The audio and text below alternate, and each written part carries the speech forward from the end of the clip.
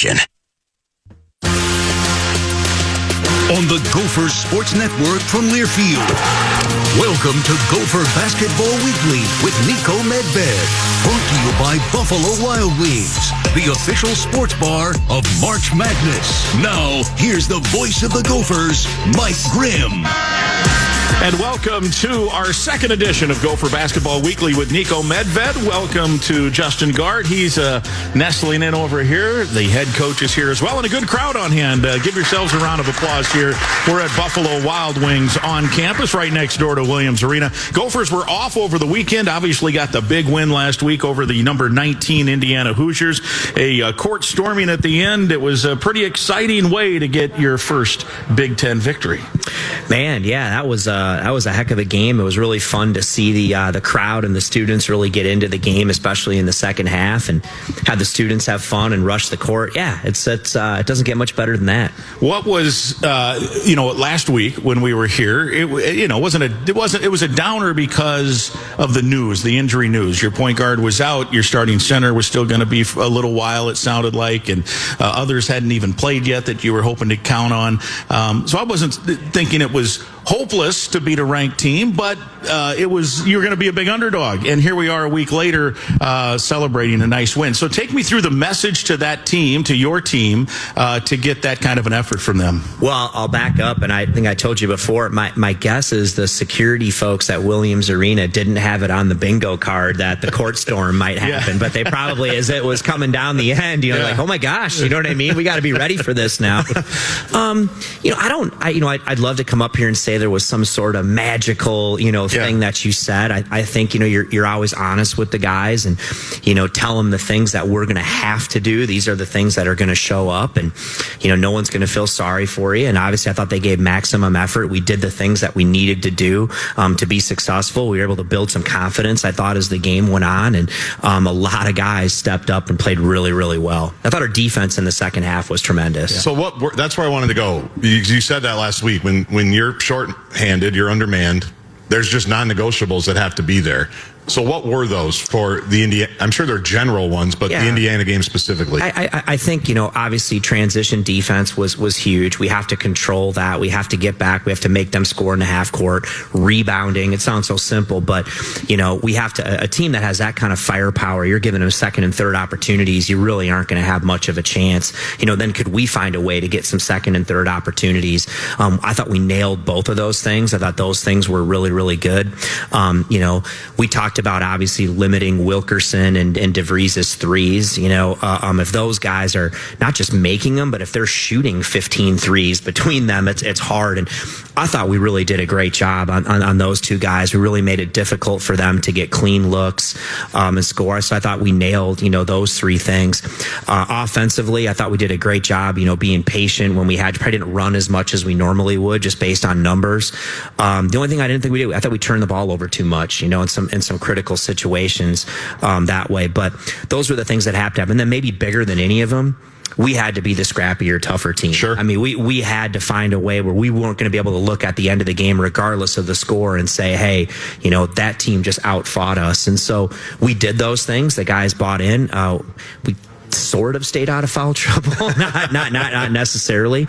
But again, I thought we nailed those things, and then we got some confidence going. I thought the crowd actually really helped us in the second half, maybe gave us another boost, and got a huge win. Was there a time where you said, we're doing all these things? Now, it seemed like the team thought, well, now it's time to take the game. The guys hit a couple of shots. I think about the Durkin shot where the ball just barely got by whoever. I think it was DeVries snuck around. It's like, when that one goes down, it's like, all right, I can see the runway. I can see we can land this thing. Was there a point in the game where you start thinking, all right, let's bring this one home? Yeah, I mean, I started to feel that. I really felt, going into halftime, we made that run at the end of the first half. I'm like, okay, we're right here. Like, we can continue to do, like I said, nothing that happened in the first 20 minutes of the game has anything to do with what's going to happen in the next 20, 10 minutes to go. Everything that happened in the first 30 has nothing to do with what's about to happen in the next 10, but we put ourselves in position. And so I think the guys just you could feel that there was a confidence in what we were doing, and we were playing the right way. And that was kind of palpable, I thought, in the huddles.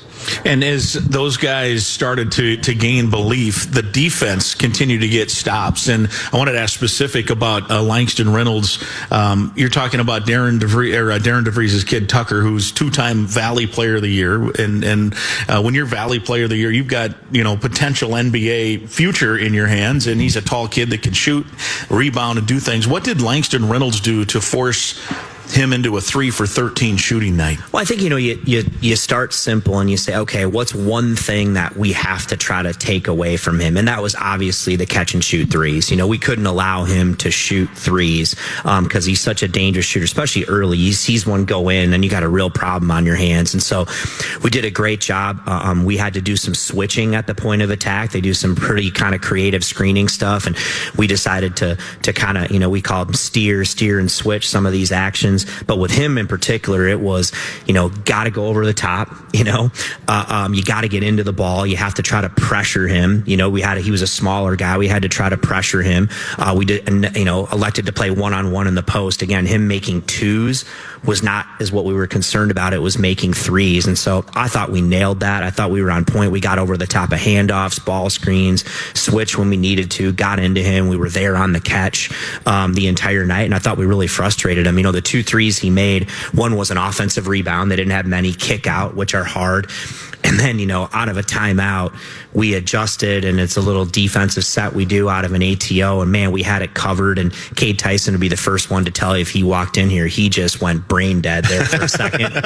And he'd be the I asked him at practice today, what happened there? And he's like, man, coach, I just lost my mind there for a second. I'm playing 40 minutes, coach. Yeah, well, he has an excuse, I guess. But that was it. Other than that, I thought we did a great job. Yeah, and I think you're right. It looked to me like he was taking on some frustration, and you don't want to show that, but I thought Langston was physical with him and bumping him, and in Big Ten play you can do that. They're not going to call that. And then even maybe there was 1 or 2 other open ones that he missed pretty badly, and I just think it was one of those nights that I don't know, I'm not going to say you got in the kid's head because he's such a good player, but I thought it was visibly he was frustrated. It's really important when you play against great shooters or scorers to try to shut their water off early.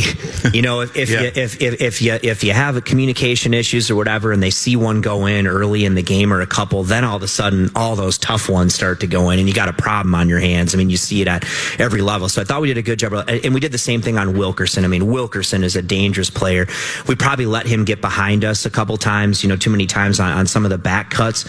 But at the end of the day, we weren't allowing him to shoot threes, and that's what they do best. Was it also kind of fun to see a team, they were 78% free throw shooting, and they started the second half 3 for 10. Yeah, I wonder if people are asking them if they practice free throws. Do they practice free throws in Indiana? Yeah. Yeah, well, I wonder if that's a topic of conversation. Guys, Don Fisher's bringing it up for sure. I'm pretty sure I know their team. They're not that concerned. They're a great free throw shooting team. It just happened, to be that night. But I will say this, it's different. They had played from the lead in most of their games. For sure. When you're playing from behind a little bit and you step up there and it's like... And on the road for the first time. On the road, boy, these are huge free throws now, right? Man, we missed the front end of a 1-on-1 here. We missed these. We really need to cash in here. It's a different feeling. On a scale from 0 to PJ Fleck, how would you rate your Go Gophers scream into the camera after your Andy Katz interview? Well, PJ's like an 11 or 12, right? That's why it's not even a number. It's just an individual. Okay, so 0 to PJ. Yeah. God, I'm going to say it. Let's just say PJ's a 10, but it's not a normal 10, right? Right, it's a PJ 10. What'd you think, 7? Yeah, I give you a 7. 7? Yeah. You know what I mean? Yeah, I would give you a Which for normal people was decent, I think, but and that's a high standard. Your first step was quick, because I didn't see it coming. I didn't see it coming from you, that you were going to go right from the answer. Thanks, Andy. Go Gophers! As loud as you possibly could. So, but that's what sports is about, right? You got to have fun like that. You got to have fun. And I love, one of my favorite things is I love these fans everywhere to I can't believe, students stormed the court for this game, or they try to tell you what they think is the right. There's very strict rules by some people. Do you know how ridiculous that is, in my opinion? At the end of the day, isn't it about having fun? Should be. He wants students to have fun. I don't care if they rush the court every game. You know what I mean? And I remember during COVID at Colorado State, we came off of COVID. Fans couldn't go to the games. We had an unbelievable year. We were ranked. ranked and whatever we were at home. I don't think we lost at home. And our students we got to this point with tradition. The students came on the court, rushed the court after even games we were favored in, and people would ask the question. It's like, oh, okay, we beat Air Force at home or whatever, and they came out. I'm like, guys, these kids have been locked up for 2 years or whatever. Like, let them have fun. We want them to come to the basketball games, have a great time, enjoy it, make memories, and want to come back the next game. The last time I checked, that's the idea. All we do is sit around and talk about, we want students to show up. We got to make their experience fun. So thank you for storming the court. Thank you for having fun. We want you at the games. You made a huge difference the other night. Yeah, no doubt. Yeah, whenever there's any kind of a court storm or a field rush, the court storm, field rush police show up. And I get it. There's dangers. I that part I do understand. Yeah, safety is an issue. Safety can get issue. But as far as my goodness, let students have fun at the games. That's what this is about. Yeah, and that was fun. That was a fun night. Well, Graham has a picture of me at 42 years old on the floor last year. Yeah, that's true. For one of the games. Now, in my defense, my children wanted to go. Yeah. And I said, yeah, go ahead, let's go. Yeah. And we walked ourselves up there, and it was great. Graham has a great picture of me at midcourt. Well, Garza, you gave away a couple of tickets, and a father and a daughter rushed the court last got a picture Wednesday. with Goldie. Yeah, it was the best. Yeah. It's the best. Awesome. And those are memories that they have those are memories that they'll have and remember for the rest of their life. From the standpoint of a crowd, you mentioned it. I thought it became a factor in that second half when all of a sudden it was like, geez, get a stop here. Oh man, get a stop here. Every time Indiana was bringing the ball up, people were on their feet. Yeah, it was kind of fun. I kind of I would get so locked into the game there, but for a second I'm kind of like, hey, the barn's alive. You know what I mean? The barn's alive. Let's go. And it can be, as everyone knows, can be an unbelievable home court. And I definitely thought they were a factor there right at the end of the first half and definitely in the second half. From that standpoint, we should mention gophersports.com for future home games. Tickets are available, so come on out and join the fun. Student section was pretty full. I think it was technically a sellout for students, and that is all part of the fun, right? Absolutely. And 6 o'clock, they always fill in a little bit late, but again, I thought at the end of the first half and then into the second half, the students really came in, and then obviously we gave them something to cheer about. Yeah, no doubt. All right, let's take our first break. We will continue to review the Indiana game. It's another Big Ten game after an off weekend at Purdue coming up on Wednesday. Team will travel out tomorrow as we are talking, of course, here on Monday. We want to invite you to always come to Buffalo Wild Wings for Gopher Basketball Weekly with Niko Medved. Mondays or Tuesdays throughout the season, noon until 1 here at the Buffalo Wild Wings University of Minnesota location. Buffalo Wild Wings, proud sponsor of Gopher Athletics and the official sports bar of March Madness. Stay with us. It's Gopher Basketball Weekly with Niko Medved from Learfield. Toyota-thon, Toyota-thon, Toyota-thon is on. Oh, what fun it is to drive a new Toyota today. Hey, Jan from Toyota here, reminding you Toyota-thon is on. Make your holiday wishes come true with the new Camry, RAV4, Tacoma, and more. All right, let's sing it together this time. Toyota-thon, Toyota-thon, Toyota-thon is Dealer on. inventory may vary. Toyota-thon ends January 5th. See your participating dealer for details. Toyota, let's go places. Do you know how plastic bottles become shirts, shoes, or backpacks? What happens when your recyclables leave your curb? Can they really become something new? Visit WM.com to learn how WM helps turn your plastic bottles into everyday products, giving materials a second life. WM has the recycling infrastructure, innovation, and expertise to serve our Twin Cities community and care for our planet. The recycling process starts and ends with you. Visit WM.com to learn more. Visit the University of Minnesota Bookstore, your destination for the area's largest selection of U of M and Golden Gopher apparel, gifts, and novelties for fans of all ages. From the latest styles to timeless favorites, it's your one-stop shop for all things Gophers. And when you shop here, you're giving back because every purchase directly supports the University of Minnesota. Stop by our campus location or shop anytime online at bookstores.umn.edu. Go Gophers! Are you looking for concert or sports tickets? As a local Minnesota company, Ticket King is a company you can trust. They have seats to fit every budget and even offer parking or tailgating passes, and all tickets are guaranteed. Each order is personally attended to by one of our dedicated customer service representatives who are committed to providing you with a courteous, professional, quick, convenient experience. Visit us at TicketKingOnline.com or call us directly at 612-341-4131. Buffalo Wild Wings has partnered with the Gopher men's basketball team for the Gophers Win You Win promotion this season. After every Gopher men's basketball victory, fans win 6 free wings. The offer is valid at participating Buffalo Wild Wings locations throughout Minnesota with a $10 minimum purchase for 2 days following each Gopher win. Fans are also invited to join the Niko Medved Coaches Show on Tuesdays from 12 to 1 at the Buffalo Wild Wings University of Minnesota location. For full details, visit gophersports.com/BWW. Buffalo Wild Wings is a proud sponsor of Gopher Athletics and the official sports bar of March Madness. Imagine getting insider access to your favorite Gopher student athlete, exclusive events, behind-the-scenes content, and unique experiences that bring you closer than ever.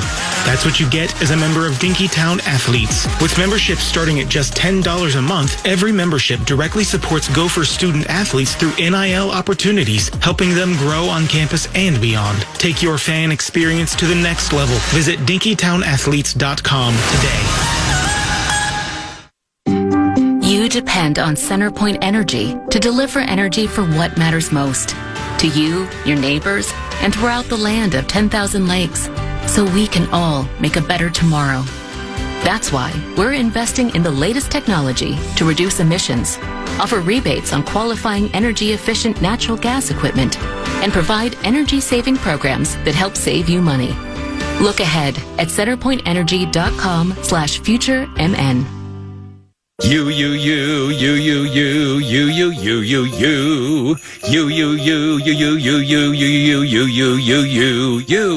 This holiday season, don't forget to put you on your gift list too.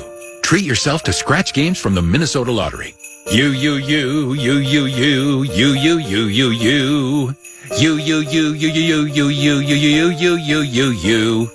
Minnesota Lottery. I'm in. Must be 18 or older to play. Please gift responsibly. Beats, bites, and big plays start here. Mystic Lake's Hop House is now open. Turn up the volume with live music every weekend. Savor all-star flavors that bring the heat, surrounded by wall-to-wall game day action. Legendary nights are on tap at the Twin Cities' newest sports bar and live music destination, Hop House. Now open at Mystic Lake Casino Hotel, proud sponsor of Gopher Athletics. Details at mysticlake.com. It's the year-end sales event with the Ford crew. It's sales event time, Sam. Temperatures are dropping, but the deals are just getting hot. Time for our annual Ford Holiday Gift Guide. Oh, yeah. Hard to go wrong with great deals on trucks and SUVs from Ford, America's all-time best-selling auto brand. Don't forget the first rule of holiday gift giving, Hank. What's that, Sam? Always remember to treat yourself, too. Well said. Based on Automotive News Almanac historical data and industry-reported sales data from 1909 through 2024 CY.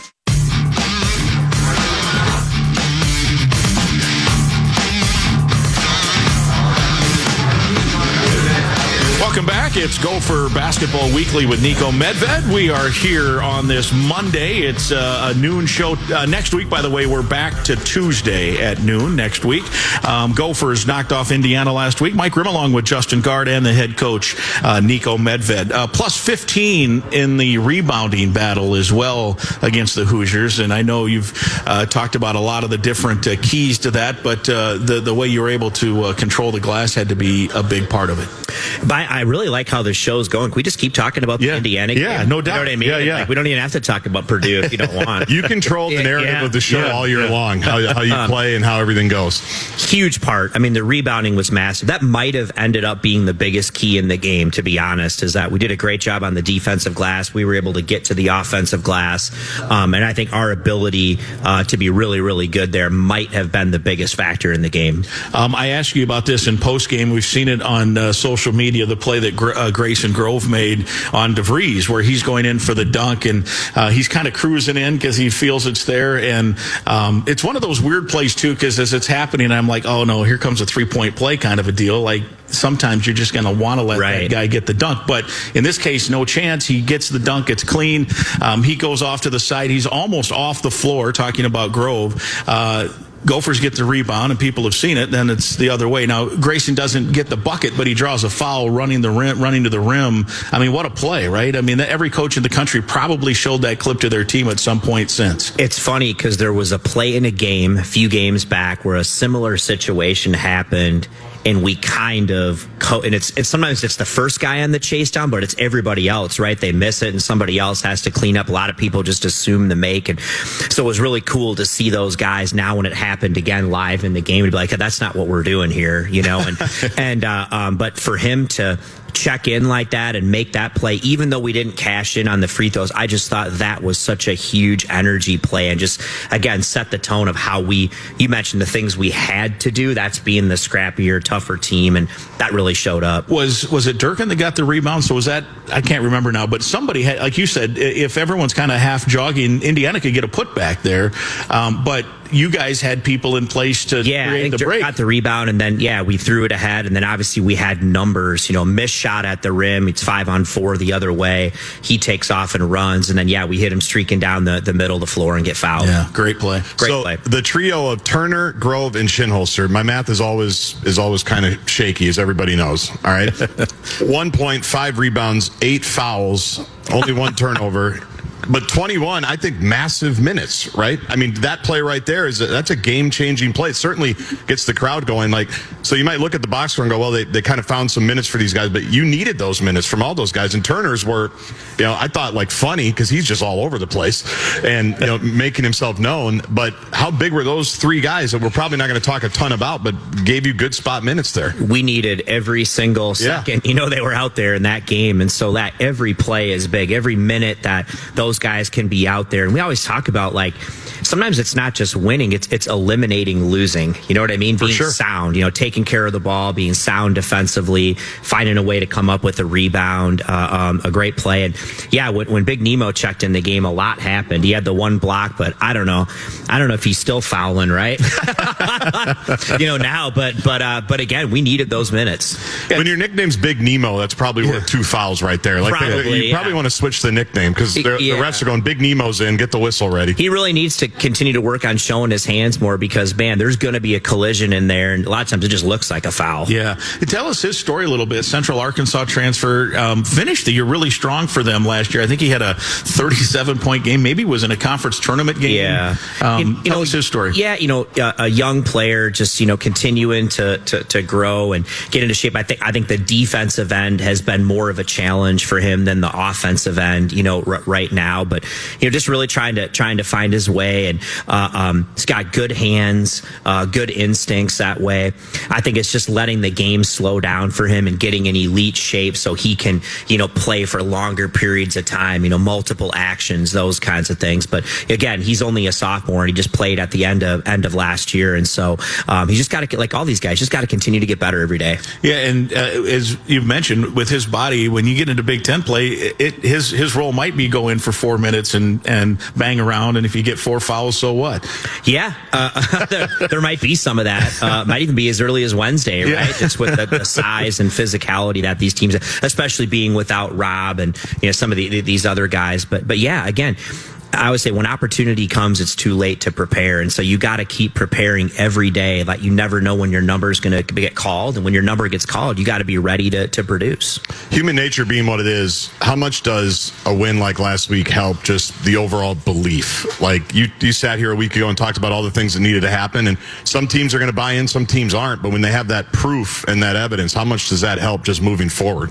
I think it's big. I think it's big for the guys. I mean, I was just so happy for them, right? For them to feel that, to put as much as they did into it and go through the adversity that they did to have the success and be out on the floor when the students rushing the floor. That's awesome stuff. And I think hopefully it just continues to create buy-in, for what we're doing. When we demand a lot from them, here's why, it can work if we stay with it. And so I think it's massive, and we got to continue to do that here. And as you now formulate, I know the plan and moving forward with, it's still, at least for a while, a short bench. How do you, as a coaching staff, discuss how you want to play that, and how do you try to keep guys fresh? I mean, do you change practice routine? Do you guys use the catapult system too to know how much mileage your guys have on a particular week? Man, there's no playbook for that. I think some of it's a feel thing. Obviously, practices are already different, just in the sense of we're short on numbers. We can't really do 5-on-5 stuff live. So we've had to change that. You're right. You have a lot of guys playing major minutes. You still have to practice and get better. I think it's just shorter periods of time, trying to be creative on how you do your drill work. Maybe doing some things at a high tempo where, guys aren't going to get hurt, almost not 5-on-0, but, pseudo, dummy defense, so to speak. And, as you're guarding too, how do you just have to get really, really creative. And, but again, you have to practice. And like I said the other night, we're shorthanded, so we can't commit silly fouls, but we definitely can't go out there in any of these games and say, well, you know what, guys, like we're shorthanded, so let's not try as hard right now. Let's just kind of coast for a little bit and kind of get out of the way and then hope it works out. So, you've got to still play with physicality, and you've got to play hard, and you got to do it with eliminating silly fouls. And like the other night, we did get into foul. We had a couple of illegal screen calls that went our way. We had a couple, number 6 baited our bigs into 2 fouls by, kind of stopping in transition and allowing our big to run over. I hate that one. I hate those plays too, but so those things are still going to happen. But I know I'm giving a long-winded answer, but every day, like this morning, we go in and we put a lot of time into trying to prepare. All right, Wednesday, one of the best offensive teams in the country. We've probably got about an hour and a half with these guys on the court today. What's keep the main thing. What's going to happen the most in the games? That's where we spend our practice time. And do you have or want to share any new info injury-wise with some of your guys right now, or is it kind of same as it was a week ago? It's really the same. And obviously Chauncey's out for the year. Some of these other guys, they just keep working to make progress. I don't anticipate we'll have anybody new for Purdue. It'll be the same thing, and we'll just kind of keep plugging away here, and hopefully at some point the news changes. If you want to go 5-on-5, what do you have to use managers, or how do you or you just simply not? Yeah, you can. You can put coaches out there. It's just this kind of wonky rules a little bit, but a lot of 4-on-4, 3-on-3. If we're going 5-on-5, it's just kind of more of like almost walkthrough scenarios, so to speak, and just is what it is. You know what I mean? So you control what you can control. Isaac Asima was 7 rebounds, only 2 turnovers in 39 minutes, and obviously lots on his shoulders too. He was bringing the ball up a bunch, but I just look at the rebounding numbers for him. A guy like Tyson, it's really going to take everybody to go hit the glass. It's probably more than he's ever thought about rebounding in his whole life as a guard. And he's good at it. Yeah. It's one thing I saw right away. Like Isaac's got a real nose for the ball. He can go get it on the offensive glass. He can, good nose on the defensive boards. I think a lot of players will. I think Isaac, as much as anyone, is going to really, really grow through this year. Having to play all these minutes and be, put in that situation where a lot's going to be demanded from him. He's a sophomore. I think he's got an unbelievably bright future. And I thought these last couple of games, I thought he's really stepped up. And I thought he was terrific against Indiana. And so, huge step forward for him. And he's got to do all that. He's going to have to defend. If you've watched Purdue play, Braden Smith, Butler, these guys are as good as there are in the country. You're going to have to rebound. You're going to have to run the show for 39 minutes. You're going to have to knock down big shots. You're going to have to get the team organized, but it takes what it takes. That's how you get better. And hitting some big shots, right? There were some timely threes there. Durkin had a couple. Crocker Johnson had one, and Isaac had one in that second half. I think it was 3 threes in a pretty quick span that all of a sudden the lead got to 10. Yeah, it was fun. And sometimes, man, we can make this pretty complicated, but it's a lot easier game when shots go in, right? Yeah. It's just an easier game, and some of that's the defense and kind of what you're creating. But man, those guys got open, and that stretch right there where we knocked those down were huge. And the 3 you said were, Bobby Durkin kind of read that little pin down out of our motion, and Tucker kind of decided to try to cheat up the middle, and he read it, and we made a great read, and he nailed that 3. Those are huge shots. So that's just running motion, right? That's not Niko Medved stopping everybody and calling the play. No. That has to be, like, for a coach, exceedingly rewarding. Yeah. In that moment, to see just everything you've worked on since you got here come come into play in that huge spot. It was. Again, that was just a read, what our guys do, just playing out of we call it gold here. I called it green at CSU, so it took me a second, like a couple times. All right, now this is gold, right? Very complicated. And there's a lot going on there. And I think a lot of times it takes a lot of patience to kind of coach and teach the way we want to, because sometimes it can be messy early. It's easy to just run set plays all the time. But I think there's a lot bigger ceiling, you know what I mean? And there's a lot of randomness and guys to it. So it takes time. So you're right. Like plays like that, when guys can just create looks for each other, and finding guys' strengths, weaknesses, what you do, I agree. That was a cool moment there. And, for Dirk to find that shot and set a great screen and the guy read the screen the way that they did, that was pretty cool. You in your offense too, I've noticed you put a lot on the bigs at the top. There's some decision making for them. Take us through kind of the thinking behind that and why that has been working for you. Throughout the years, it's kind of, there's a lot of, we can talk about this for hours or whatever, but just the system I like to play is morphed through so many, decades of coaching and learning and terminology that's kind of morphed into my own. But yeah, there's a lot of decision making, on the bigs. And, have to know what actions to play to, how to get to it, how to read it, but everybody's involved. But yeah, the bigs have to be able to make decisions and, when to look at this action, when to go Ohio. For us, Ohio's play the other way. And so you'll see terminology that we have, and those are just teaching points, that we have. And again, my job is, I believe, is not to teach them what to do, but try to teach them how to think. And that just takes time. But boy, when it comes together, it's pretty fun. All right, let's take another break. We've got the long contested 2 with Justin Gard and Niko Medved coming up. Stay with us. It's Gopher Basketball Weekly with Niko Medved from Learfield. The Fan.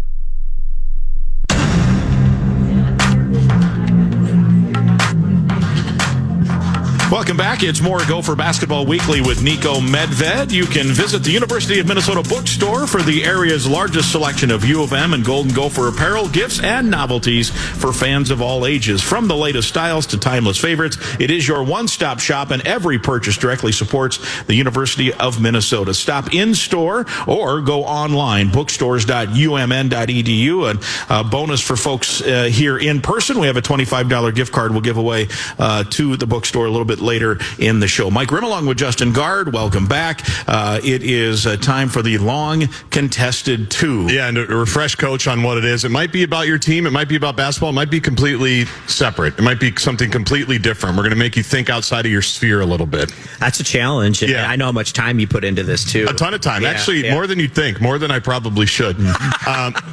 But sometimes I ask you about other sports, and specifically college sports, where we're in bowl season now for football, playoff season for football, but also opt-out season for football. And some teams have already announced, we're not going to play in this bowl game, we're not going to play in that bowl game. Have you ever been in a scenario where you've had to think about whether the Rams just missed the NCAA tournament, or do we play the NIT, do we do the CBI? Take us into the coach's mindset, or your mindset, of why you may or may not want to do that. It's funny you say that. One year, it was actually the year, just as we all unfortunately can remember it, where COVID was just becoming a thing, right? We saw Rudy, right? And it was just that year when everything ended up getting shut down. We were kind of coming on, and we became like a CBI kind of team, had an opportunity to play in the postseason. We had some older guys and some younger guys, and I thought we should play. I thought they were going to, but we were about ready to kind of have that discussion, and then boom, you know what I mean? So you were almost there. The decision obviously got made for us, got made for everybody. And so, boy, that's a tough one. And I see kind of what's going on right now in the bowl season, and I don't have a good answer. I'm sure every school's in a different situation. The times just continue to change. The calendar's really a challenge, maybe with the school having a coaching change, so on and so forth. But unfortunately, I don't think this is something that's going to go away. Because I just the way the calendar is, right? I mean, you look at it, and some schools may just say, you know what, whether they think it's above them, maybe they just want to move on with recruiting and start to focus on next year, retaining their players, the portal opens or whatever, and they believe that's the most important thing to them. I guess every school is going to be in their own make their own decisions based on that. But again, I think this opt-out thing is going to be real, unfortunately. And in basketball, too, it's going to be interesting to see, like, the Crown for us just started last year. Yep. I do know that most of the teams who played in that, they really enjoyed it. They thought it was well run. What happens with the NIT here? Sure. You know, is the NIT really going to be, it's not the same as it used to be. Is there going to be a school that just misses out? Maybe they want to go in the Crown, but maybe they look at their roster and they say, boy, you know, this doesn't behoove us. We got to wait a couple more weeks. Now, in our particular case, the portal window, I believe, is not going to open until after the Final Four. Which is great, right? I think that's good. But again, it's maybe good for 4 teams. Is it good for, do you know what I'm saying? Yeah. Is it good for everybody else? Maybe Sure. the season's been over for a month. So I think a long-winded answer, as the rules keep evolving with this, with transfer windows, coaching changes, the way the postseason has just completely changed in football now. This is a new thing. It's honestly, in a lot of ways, has changed in basketball too. So I do think there will be some opt-outs, but I'm still kind of old-fashioned that way. My thing is like, man, you only get to do this once. You get to play. Right. Let's go play. Right. You know, that's my mindset. And so I hope that's what we evolve to, and that more schools are going to look at, hey, we need to go play. By the way, it's the second time today you said long-winded answer. That's fine. We can talk. We want long-winded answers. All right. Yeah, That's good. Great. Grim and I talk enough, especially to each other. Too much. It's the Niko Medved show, so we're good with Let's do long-winded it. answers. Yeah, it's great. All right, good. That's topic one. The other thing I'm going to try to do as we go, because you've talked a lot about your time here as a manager, going back to the 90s, and just the legendary time for the Big Ten. As we go up to different opponents, I'm going to ask you for like a story about their coach or their team from what you remember. And obviously Purdue, if you're old enough to remember, Gene Cady used to be the coach there. I remember started covering basketball his last year, and the Gophers beat him pretty good here at the barn. And he came up to the media room and said, well, if all of them were like this 30 years ago, I would have sold insurance back then. I would not be coaching. But that's a character right there, Gene Cady. I have to imagine you have a Cady story or two from your time. Gene would never remember this, but I do. I remember Purdue was coming to play here. I think they had Glenn Robinson, whatever, and the big dog. Big dog for the kids. And not Glenn Robinson the third. Correct, No. the big dog. Yes, and the second. Yeah. the second, yeah. And I remember their flight or their charter was delayed. There was snow and they couldn't get in, so they had a practice time at Williams Arena, but they couldn't make it to the practice time. I can't remember if the women had a game, or back in there it was maybe volleyball or something was going to go on in the barn. So they got in late that night. Well, I had to go up there and open up the gym for them, and they got in late. And at that point in time, it's the old Bierman, which is now that gym, I believe, is volleyball's practice facility or whatever. Might be wrestling. It might I think be it's a wrestling room. Wrestling. I've kind of looked. It's all changed, and so that's where they had to practice. And I remember they showed up, and they didn't even check in the hotel. They came over there, and they hadn't even watched film. And so the assistant coaches took their team wherever to watch film, and it was just me and Gene on the court, and I played horse with Gene Cady. True story. I don't even think he's remembered. You're going to ask me if I won, and I don't. Here's what I'm going to go with. There's a couple follow-ups, but here's what I'm going to go with. I'm going to say, because I could shoot, station shooting. I'm going to say that I had the lead. It was like, I don't want to say, I had maybe H and he had like R, and then the team came out. So I was going to win. Oh, you were on your way. I was going to win. You were on the way. Kind of like the Hopkins game the other night. Like Tartan had him on the ropes, and then they called the game. Yeah, that's an off-air conversation. I need to know what happened there. Mm-hmm. My first follow-up is, whose idea was it to play horse? Like, I can't imagine you, young Niko, going, hey, Gene, you want to play horse quick? I don't even remember. Gene was such a character, and obviously him and Clem were close. Sure. Right? They worked together, and so, I don't know. He was out there just screwing around and talking to me, and I'm shooting, and then, we just ended up kind of like having a little bit of fun or whatever that way. Funny story you asked that, but I remember that. And then I don't even think we finished the game because the team ended up coming out, but I'll stick with I was going to win. Yeah, for sure. Do you think you would have had it in you to knock out Gene Cady in the old Bierman court? Like, or are you like Minnesota awesome. nice? I would have taken pride. And, absolutely. Because I would have wondered I might have even talked a little trash. Yeah. What happened the next day? Did the Gophers beat Glenn Robinson? Gosh, now it's so funny you say that, because I was actually, as I was answering the question, I don't remember if we beat them or not. I think we did. But gosh, look at those days like that way. How good the Big Ten was, and all the legendary players and people who were there. But I'm going to go with I think we beat those guys. Yeah. And you mentioned Gene Cady and Clem Haskins. I think Clem was Gene's assistant, right, at Western Kentucky. Yep. And then when Gene took the Purdue job, then Clem became the head coach at Western, right? Absolutely. Yeah. And like Matt now, who I know and friends with, whatever, he played on those. I mean, it's funny to see just how things come full circle. I definitely wouldn't have wanted to play Matt and Horse. No. Yeah. No. Yeah, because how old would Gene have been there? Probably 50? Something like that. Yeah. I forgot too in the game the other night, Robbie Hummel had the game, and I forgot that he actually tore his ACL at Williams Arena. Yeah, I was there. It was, you know what I mean? And then he hit me, and I remembered that too. It was actually in the barn. Yeah. Really, for him not to take this totally sidebar, it's the long contested too. We can do whatever we want. So I'm just there's no rules. His second ACL, Robbie's second ACL, was while they were having an open practice while the Gopher football team was playing at Purdue, and you know how teams will do like you guys had that where it's an open practice. Yep. So his first injury was here at the barn, and his second injury was a scrimmage before the Gopher Purdue game there. So just both knees. And credit to him, he still says he has high reverence for Minnesota and the barn. Well, doesn't his family have a cabin here or something? Everybody's family has a cabin here. Hoiberg still has a cabin up here. I mean, they all do. Tara Vanderveer, the Stanford women's coach, has a cabin. Everybody loves Minnesota. Let's just call it what it is. No doubt. Yeah, why wouldn't you? So, but that's my Gene Cady story. See, that's what we're gonna do. That's great. You better start racking your brain for Bob Knight stories. Exactly. You have nothing else to do all year, but just know that when we're coming up on Big Ten play, there's going to be Tom Davis. Think about that. Lou Henson. I've thought about it. That's why we're going to do it. You're a genius. The Fab Five, the whole deal. Yeah. I mean, that's I'll have a good Fab Five when we play. I can't wait for it. But that's the era I grew up in, too. So it's very self-serving because that's when I was at every game, section 115, row 17, seats 1 through 4, right on the aisle. It was the greatest. Now, how close were those to the Medved family seats? I think they were on the opposite end. The guard had better seats. Yeah. He was he was the Edina guy, right? Yeah, whatever. Exactly. Easy access to the club room. Easy access. All right, there we go, Grimmer. Is that it? All right, that was great. How about a round of applause for the long contested two? Outstanding. All right, we will. We do, Coach, need to talk about Purdue, so we'll talk about those guys when we come back. Stay with us. It's Gopher Basketball Weekly with Niko Medved from Learfield. Gopher fans know the power of a great team. M Health Fairview University of Minnesota Medical Center is ranked the #1 hospital in the Twin Cities by U.S. News and World Report. This is more than an award. It's a reflection of our team of doctors, nurses, and staff who deliver world-class care so you can be at the top of your game. As the official healthcare provider of Gopher Athletics, M Health Fairview is proud to serve people across the state.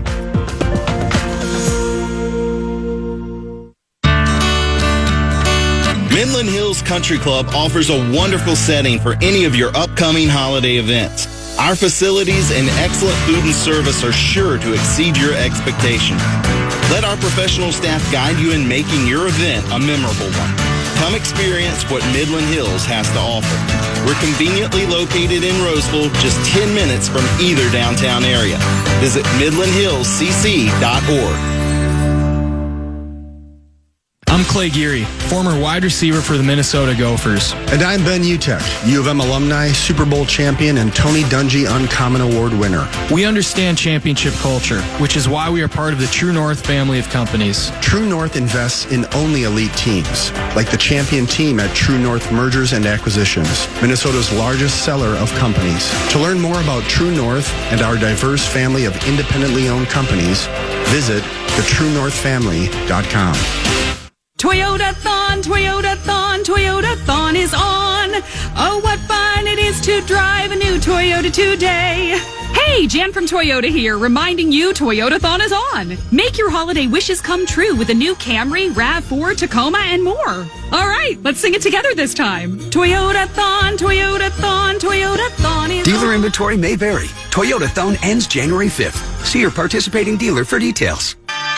Toyota, let's go places.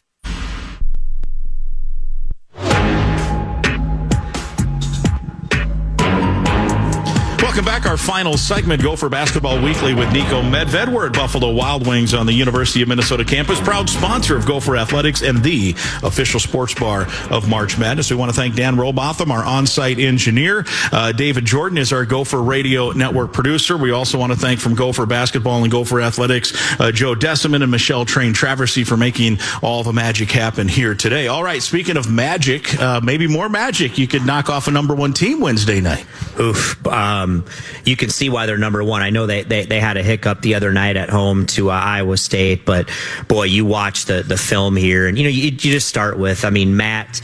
I consider Matt a friend, but I think he's one of the best coaches in the country. They have an unbelievable program.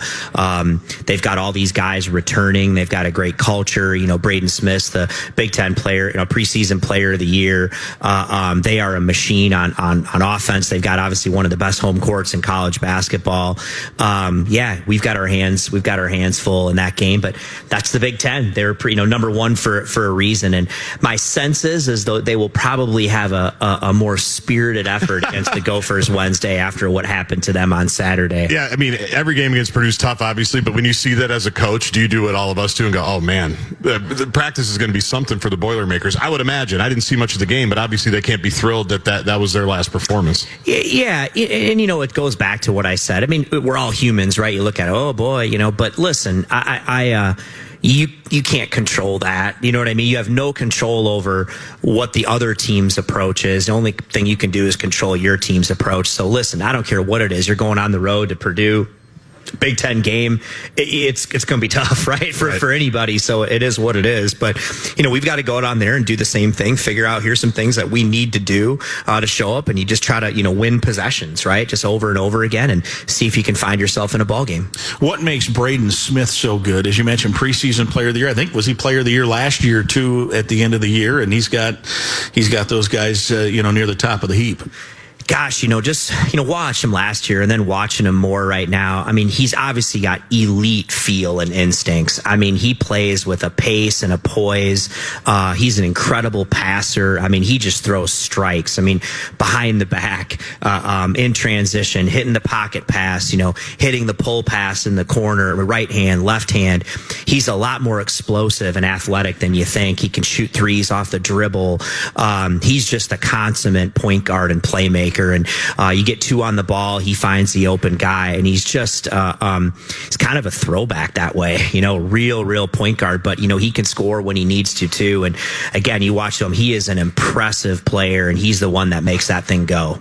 Is there a template for how to be successful on the road, regardless of opponent that you found successful over the years? I'm always one listen, there's a reason why, home court is so big in college basketball. But at the same point in time, I think we can focus way too much on, we're on the road, so now we got to play different. You know what I mean? Yeah. The same, wherever you're playing, home, road, neutral, the same things are required to be successful. You just have to, I think it's the emotional piece of it, right? You got to understand when the crowd gets on you, they're on a run or whatever, how can you lose that and just stay in the moment and focus on the things that you need to? Decision making, when do you push, when do you take chances? You got to be aggressive, but at the same point in time, understanding how to mitigate runs, Sure. And I think sometimes what happens to guys that you can kind of lose your mind. You start getting out of your, very easy. You try to maybe hit the other team's on a run. You try to hit a grand slam instead of just continuing to hit singles and do the right things and stay in the game and hang in there, because inevitably I think basketball is a game of runs. So you've got to be unbelievably tough-minded. You've got to play together. And a lot of times, man, on the road, it's hitting those big shots or making a big play that just kind of stems the momentum, right, for the home team. And that's what you have to do. Your previous road test this year, true road game, was down at Missouri, and you guys were hanging in that, leading the game early in the second half. Then they had that one stretch, right? Yeah. So what do you take, if anything? Can you use that as a data point and a learning experience heading into Mackey Arena? I hope so. I think, we won't go back to the Missouri game and talk about it, but I think that now we've played, road, neutral, and, hopefully you're in that situation again. Again, it's helping the guys understand how small the margins are and how everything matters. You're in a close game. and you're guarding Fletcher Lawyer coming off a screen, you can't all of a sudden just decide in that moment that, well, now I'm just going to kind of cheat and go up the middle, you know what I mean, and give him the open three, because inevitably that goes down, and probably that maybe even happened to IU here a little bit, right? Can't do that to Bobby Durkin. You can't leave him on the right wing. You can't. Well, he's going to hit it. But I think it's those things, and sometimes you got to realize too, like, you play really good defense, you do it right. These are great players. They make tough shots. But then just because they make tough shots, you can't cave in and all of a sudden lose, the things you have to do over and over and over again for long periods of time. So hopefully those are the things that we're learning and we're growing that way, and just keep staying with the process that works. All right, well, very good. Good luck on Wednesday night. Back to Matt. When's the last time you've been at Mackey Arena? It's been a long time. It's a great home court, maybe one of the best in college basketball. So, man, it's what you live for. You have an opportunity to play against these people and those kind of environments in the best league in the country. That's why we're here. All right, very good. We will see you Wednesday night. Thanks, everybody, for coming. Go Gophers. All right, very good. He is the head coach, Niko Medved. We'll take air at 5:30, and the tip-off 6 o'clock Minnesota time from West Lafayette, Indiana, Minnesota, and Purdue on Wednesday. This has been Gopher Basketball Weekly with Niko Medved from Learfield.